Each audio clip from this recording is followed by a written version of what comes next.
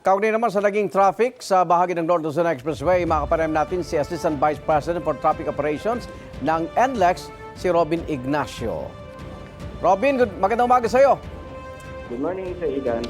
Kumusta yung monitoring natin ang traffic sa NLEX? May mga area pa bang may build-up?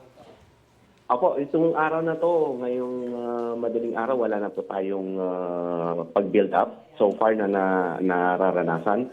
Bagamat mula po nung Friday, Saturday, Monday at saka kahapon talagang na-monitor po natin yung dagsa ng ating mga bumiyahing mga kababayan. Hindi lang po sa Igan yung umuwi ng probinsya. Bagamat mas marami pa rin po yung umuwi ng probinsya, marami rin pong papasok ng Metro Manila. Kaya madalas po sabay po yung mataas na daloy ng traffic both directions. So nahirapan po kami mag-counterflow kung kinakailangan po. At yun nga po kagabi, kahapon, nag-umpisa po na mag-build up po yung ating traffic bago pa magtanghali at tuloy-tuloy na po yan hanggang kaninang madaling araw around between 2 to 3 a.m. po naubos yung ating volume dito sa loob ng NLEX. So sa mga oras mo ito, medyo maluwag-luwag na po? Maluwag-luwag na po, Sir Igan, at kung meron man pong hahabol pang bibiyahe, hindi na po siguro ganun karami. Yung bulto mamaya, yung volume, mga anong oras kaya ito inaasahan na, Robin? Ngayong araw, dahil nga po yung nabanggit ko, may 4 na araw na daan na talagang sobrang dami na yung ating bumiyahing mga kababayan.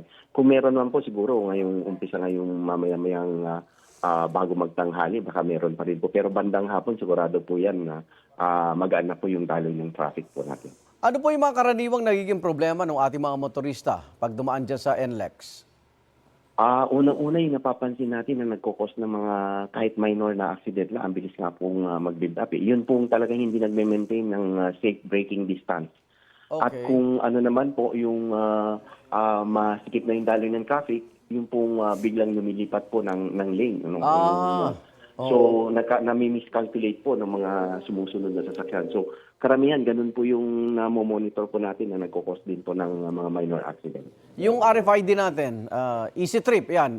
Mag-isa na lang yan eh. May aberya pa ba? Opo, meron na po tayo mga gumagamit ng 1 RFID, pero meron pa rin naman po kasi yung dating mga RFID kung dedicated po dito sa easy trip or sa AutoSip, pwede pa naman pong gamitin. At so far, wala po naman tayong na-monitor na malaking concern sa RFID. Paalala lang po. Ayos naman po dali sa traffic sa ating mga RFID lane. Opo. Sa Robin, paalala lang po sa mga papasok tsaka palabas ng NLEX. Opo, yun po. Napakainam pa rin po na bago bumiyahe, kailangan nakapaghanda yung ating mga motorista.